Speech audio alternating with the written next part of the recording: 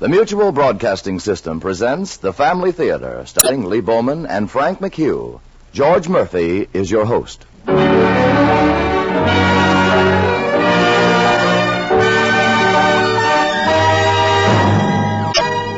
More things are wrought by prayer than this world dreams of.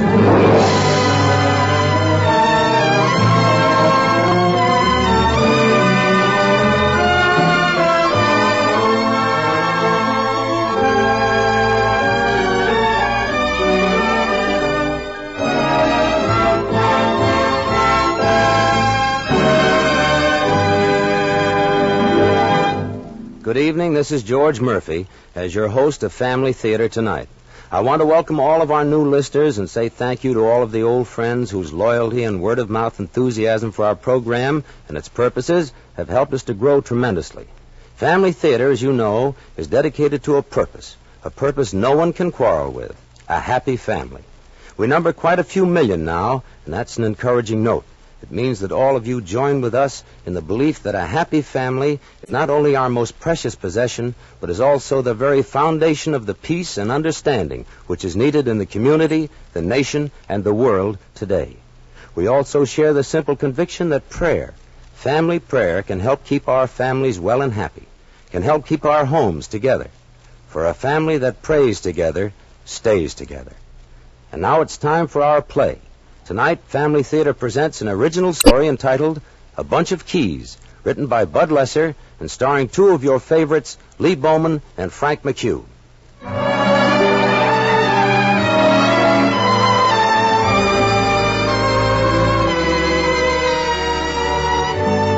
I'm the proprietor of the only decent eating place in Boston. So naturally, I know most everyone in town.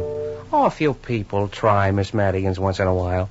But they get tired of the tea room whipped cream goo. So they come back to Jimmy. That's me. Oh, you wanted to know about Joel Hammond. Well, it's an interesting story. I can't tell you the ending because the ending hasn't been lived yet. But I can tell you quite a bit about the beginning. It was one of those warm spring mornings that makes you glad you're alive. Only the down-and-outer who stood in front of my place wasn't interested in the weather, or life, or anything, but the aroma of the coffee I was making. I was about to go out and tell him to come in and have a cup on the management when that Louise McGowan came along. You know, that cute little girl with the big eyes. She had her head buried in the morning paper as she rounded the corner. Oh, I'm sorry. I didn't see you. I guess I... That's all right. You don't weigh very much. Oh, I guess that's because I dash around so much. Oh. Is Jimmy's open? Yeah. Can't you smell the coffee? Yeah, and I do need a cup. Well, sorry I charged into you. I'll be sick. Hey, wouldn't you like a cup of coffee? Thanks. But I just had one down the block a ways. There isn't any restaurant down the block a ways. Oh, come on. I do owe you a cup of coffee at least. Why, you could sue me for dangerous walking. Come on now. I've been down on my luck, too. I tell you what, you can sit at the other end of the counter if I'm not your type. I'd love a cup of coffee. And I'd like to sit beside you if you don't mind. I haven't talked to anyone in almost a week. Good morning, Louise. Hi, Jimmy. I brought you another customer. You know, you should be paying me commission. Let's see. Orange juice, toast, and coffee for me. And he'll have the same, plus some ham and eggs. Double order. I really shouldn't let you... Let's sit in the booth. We'll have more room to spread out the paper in case we want to read.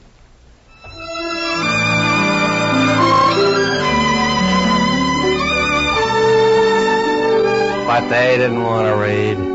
Either of them. Louise is the sort who likes to know what makes people tick. And to tell you the truth, I was pretty curious about this stranger myself. You could see he hadn't been a bum for too long. And I sort of took my time getting their breakfast ready. And when I finally got back to the booth, he was talking. Opening up like a man who's lived with himself too long. And as he poured out his heart, my little beanery became the floor of the New York Stock Exchange. Things were popping on the exchange that afternoon he was telling about. There was a frenzy of buying and selling. Joel Hammond stood by his post, tossing his bunch of keys into the air and catching them again as they thudded against the heel of his hand.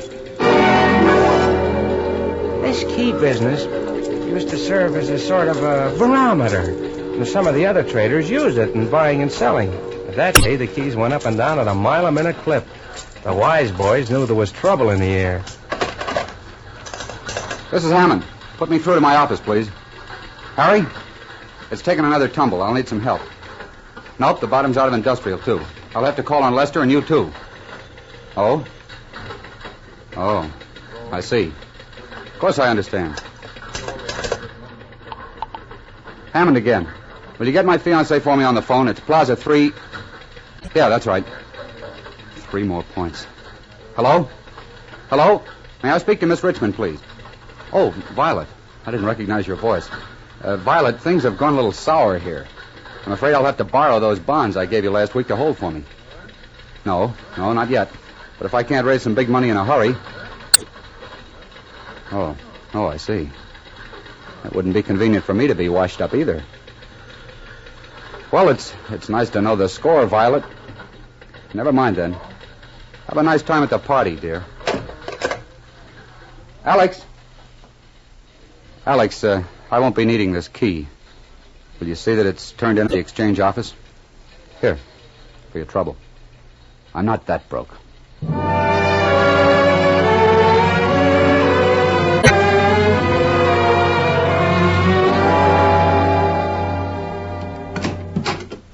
Oh, Miss Emerson. Yes? Is Mr. Finch around? Oh, no, Mr. Hammond. He left the office. They've all gone. I could have guessed it. Miss Emerson, I won't be around for a while. Someone might like an extra key. The cleaning woman, maybe. Here. A bunch of keys were still being tossed in the air as Joel took the elevator down. And he walked out of the office building for the last time.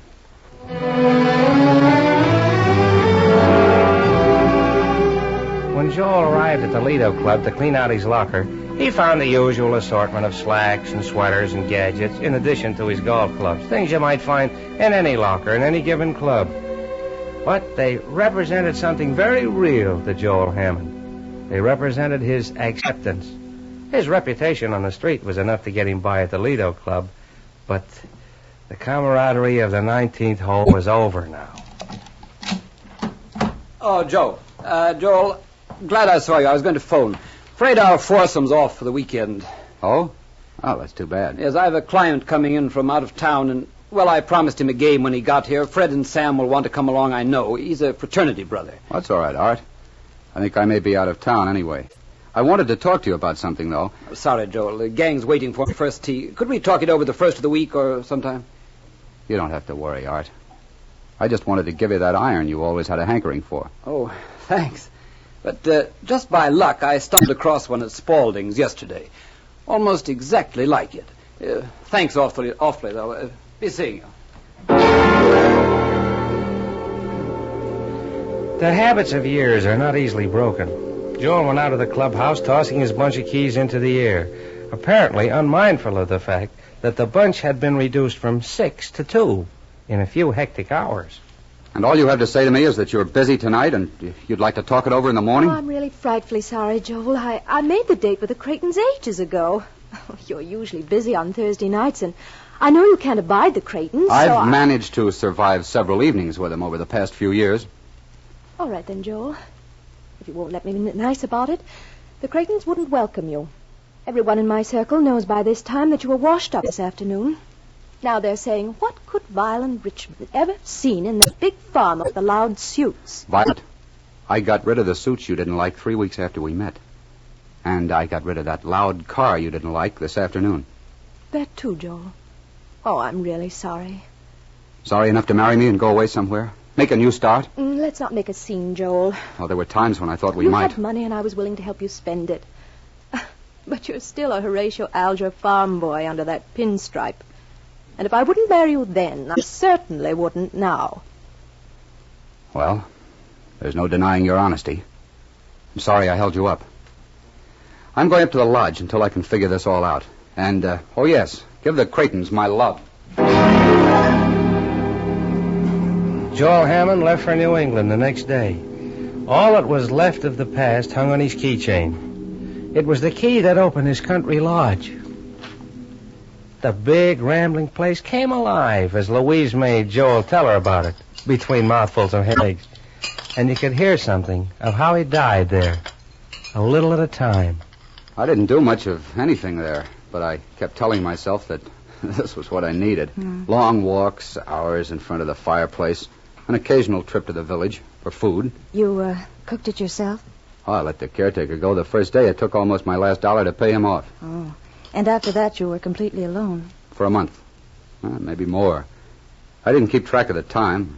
I slept a lot. When I slept, I didn't think so much. And then I had a visitor. Oh? He brought me a letter about an engagement present. Who was the letter from? Well, it was signed by a lawyer, but it was really from Violet. It tied the pink ribbon on the whole situation. I see. She wanted something, but you had nothing left, huh? Just the lodge. I still have the letter. Right here. It makes nice reading. This communication will serve to inform you that the country lodge now being occupied by you was purchased in 1943 and in accordance with your instructions was registered under the name of Miss Violet Richmond. She has informed me that she has sold aforementioned property, and since the new owners desire occupancy at an early date... But she couldn't do that. I left that very day. The place held no refuge, no peace for me anymore.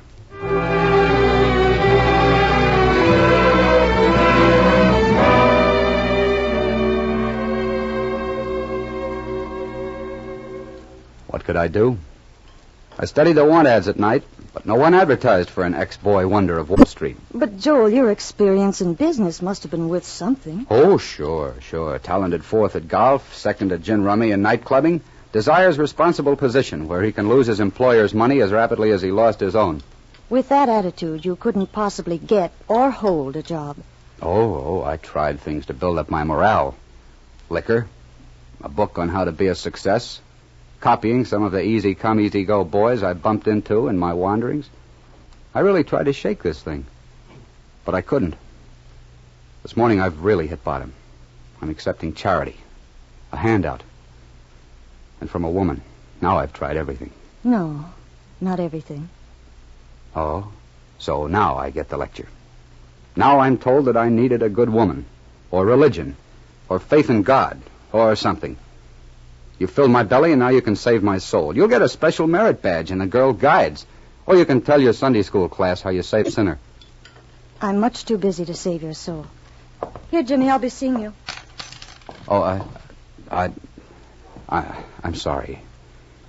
I was very rude, wasn't I? Yes, you were. But I understand. And you won't rush off for another moment? Oh, I really have to. I wanted to get to the office early so I could leave in time to get my apartment cleaned up. Well, why don't you let me do that? Oh. No, it would be a way of paying you back for breakfast. Oh, I wouldn't think of letting you... No, I mean it. I'd like to do it. It's more than just paying you back for breakfast. I'd like to polish the stove and scrub the floors until they shine. I'd like to lose myself in a sea of soap suds. I'd like to show you that I could... All right, it's a deal. The apartment is down the side street around the corner. 331 Maple, apartment 30. Oh, here's the key. You can bring it back to Jimmy when you're through. You don't need a job, fella. I haven't got a nickel. Well, I can use a helper. Could you wash dishes? Maybe do a little light cooking? You know, fry an egg, maybe fill the coffee urns? I think I could. But I've got to clean that young lady's apartment first. I promised her. I could come in late this afternoon. Well, I don't need you in the afternoons. Suppose you start tomorrow morning. You clean the place up, get the coffee started, maybe wait on a few early birds before I get here. Oh, you know how those coffee urns work? Yeah, I watched you through the window this morning. Well, then you're all set. Oh, you'll find a razor and a clean apron in the back room when you get here. You'll be opening up, so you'll need my extra key. Here, catch. Atta boy. Hey, you ought to be playing for the Dodgers.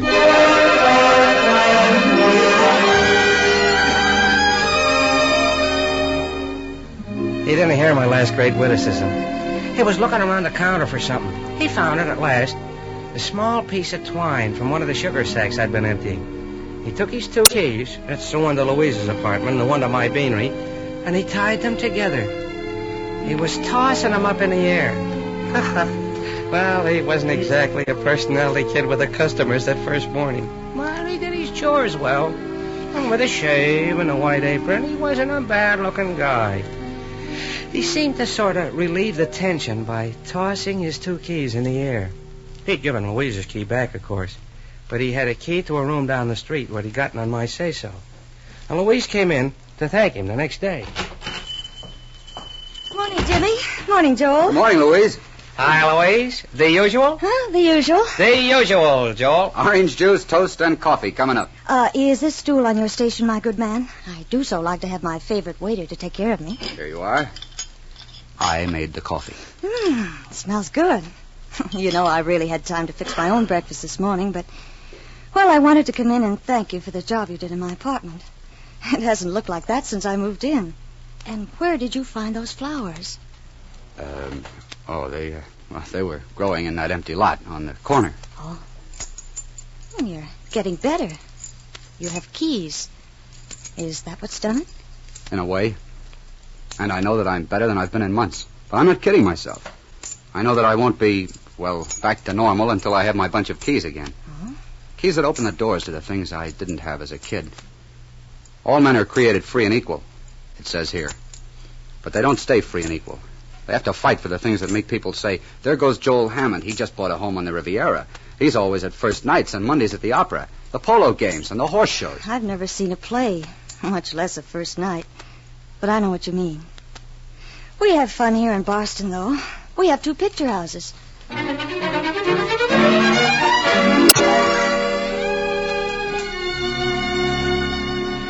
Joel and Louise took in both the Orpheum and the Bijou that week, and he continued to work for me.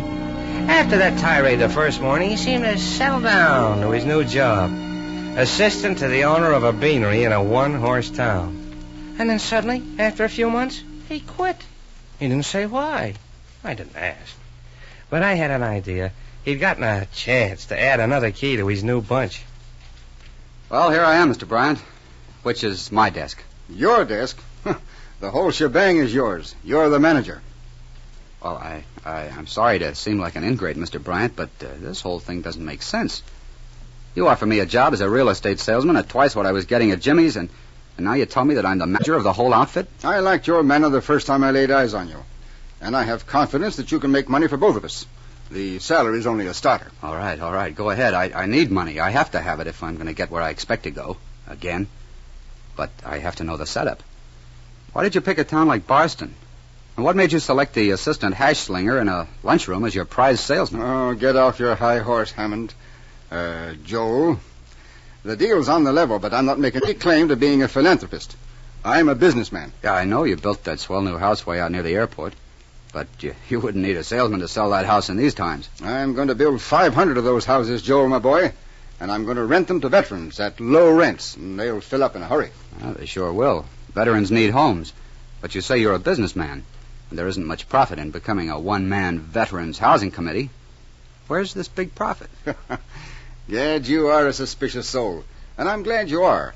This way you'll be able to answer others when they put these questions. The deal is simple. With 500 new families moving into an undeveloped community, there's a great opening for the local businessmen. The project will need markets and hardware stores, maybe a movie house, even a restaurant. Oh, any number of things. It'll be a little city all by itself. Yeah, where does the profit come in? I've bought all the property around there. Got it for a song. And we're going to sell it at a very handsome profit. Sounds good. Well, where do I fit in? Oh, you've met most of the local businessmen since you've been working at this, and they like you, according to all I hear. You've got to sell them on the idea of helping us help them make Boston grow. I couldn't do it, and maybe you can't either. They're suspicious of anyone who hasn't lived in the town for at least 25 years. But if you were to sell Jimmy the idea of becoming the president of our community plan, they might go for it, eh? The folks in this town think a lot of him. He gets the credit for providing homes for 500 veterans and a new center for profitable stores. And I sell a lot of land I got cheap at a real profit. I'm figuring you in for half.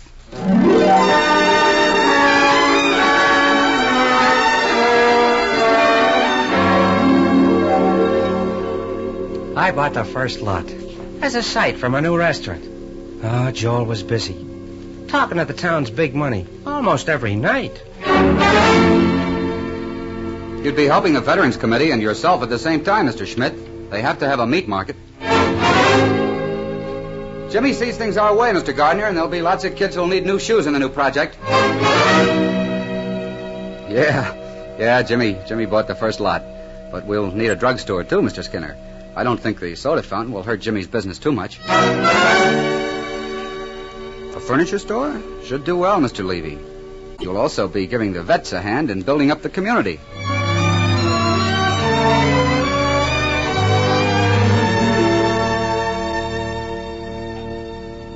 By the end of November, the project was really set. I'd started building, so had half a dozen others. Aside from that imposing first sample house, things were going slowly across the boulevard from the store property. Oh, we knew it was tough to get enough material for 500 homes, and Bryant kept running down to the city in quest of building material. Oh, Joel was as busy as a bee. Naturally, he didn't have a great deal of time for Louise, but he certainly never looked at another girl in town. No, sir. Louise was for him, all right. Gee, it's good to see you smiling, Joel.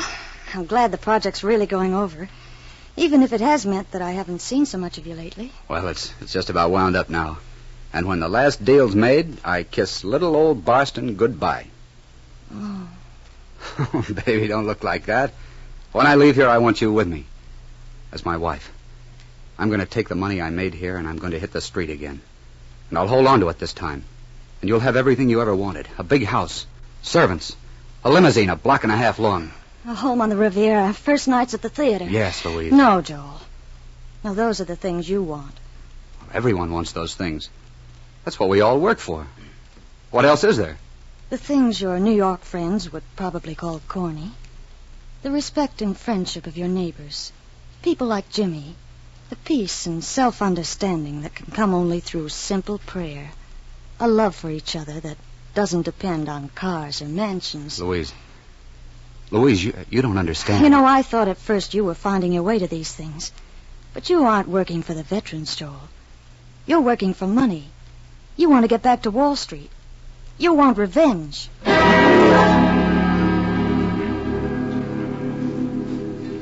I knew there was something wrong. They stopped seeing each other. And Joel went ahead with his recreational center deal as though it were the only thing in the world that mattered.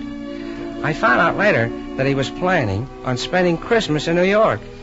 It was the day before Christmas when he finally closed the sale. Here it is, Mr. Bryant. Cash on the line for the last piece of property. And I've got all the rest of the money here. We split 2 ways, like I said. Cash on the line, that's Bryant. Thanks, Mr. Bryant. You won't be needing me here anymore, so I'm leaving for New York tonight. I wish you luck with the project. Oh, are you kidding? Well, I'll be on the same train. Oh, swell. Going to spend the holidays in the big town? Oh, I'll spend more than that, I guess. Easy come, easy go. If I never see this burg again, it'll be okay with me. Yeah, but the houses... You can't mean that... I'm not putting up any houses in this one-horse town. I got my profit. Let Jimmy and his pals build the homes if they want them. Why, Bryant, that's fraud.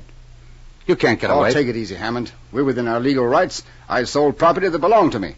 I just happened to change my mind about the veterans' homes. I found out that material was too tough to get or something. You can't do that to the people here, to the veterans. Oh, now don't pull any hero stuff on me. You pulled plenty of shenanigans when you were on Wall Street. Oh, yeah. I knew who you were when I saw you working in that beanery. And I wasn't kidding you any either. You knew what we were doing. I didn't know. But everyone here will think I did. But you won't be here. Oh, yes, I will. I decided to stay in Boston. I'm going to face this thing out. And you're staying here, too, Brian. Now, listen, Hammond, you got a safe out. Look, no one's going to blame you for all this. Jimmy's the president of the Boston Helps Our Veterans Committee. He thought up that swell-sounding title. He was the one who vouched for the outfit. He was the one who got the town council to put the official stamp on it. Let him take the rap. Why, you dirty chiseler. You can't get away with this, you cheap hero. Hand over that cash, Bryant. Thanks. That money is going into the bank tonight. It's going to be used to build these homes. You'll get your share of the rents whether you stick around or go. Frankly, I don't care what you do. Merry Christmas, Mr. Bryant.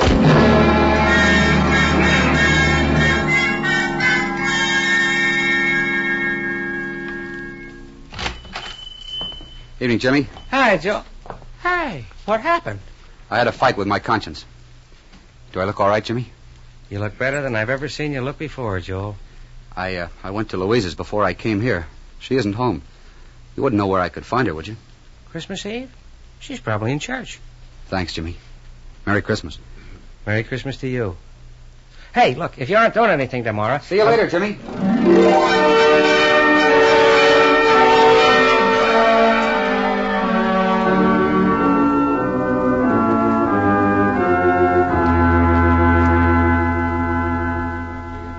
Louise. Joel. Louise, I'm here to stay. I found out that all those things I thought I wanted again.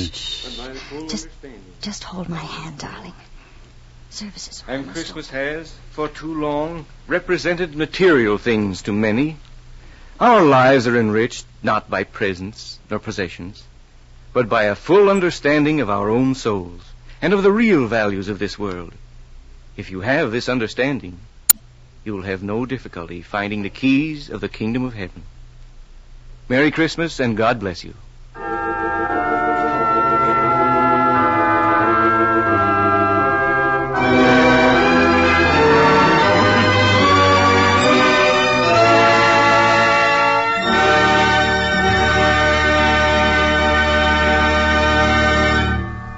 This is George Murphy again, and I know I'm speaking for all of you when I express my thanks to Lee Bowman and Frank McHugh for telling us the story of A Bunch of Keys. A story which seems to prove that the key to happiness is not always made of metal. You know, every one of you listening in has a story of your own, one that's still being written, the story of your life. And the wonderful stories, those you can be proud of, are probably not at all unusual. They're about a boy and a girl who got married, stayed married, and raised a happy family. Now, if that's your story, you're pretty lucky, and you know it. Because keeping a family together and happy isn't always easy. Raising kids the right way isn't always easy. But then, anyone in his right mind knows that nothing worth having comes easy. Keeping a family together and happy is an uphill fight. Problems all the way, granted. But remember, you don't have to climb that hill by yourself. Have you ever thought of asking for help? Ask God's help. Ask and ye shall receive.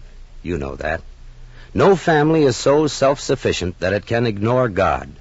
There's no problem so big that it can't be solved with God's help. So pray. Pray together with your family. Thank God for what you have and ask Him for what you need. Do that, and you take the biggest step you've ever taken towards one of the most wonderful things in life, a happy family.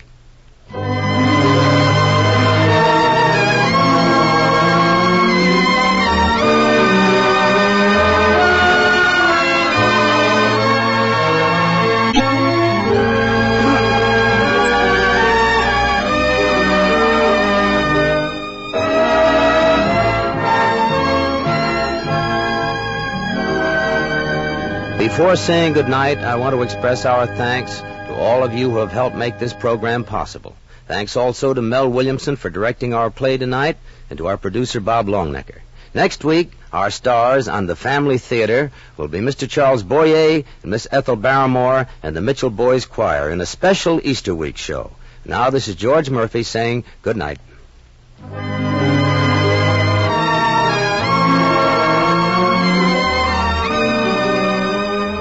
This series of the Family Theater broadcast is made possible by the thousands of you who felt the need for this kind of program, by the Mutual Network, which has responded to this need, and by the actors and technicians in the motion picture and radio industries who have volunteered their services to fulfill it. This is the Mutual Broadcasting System.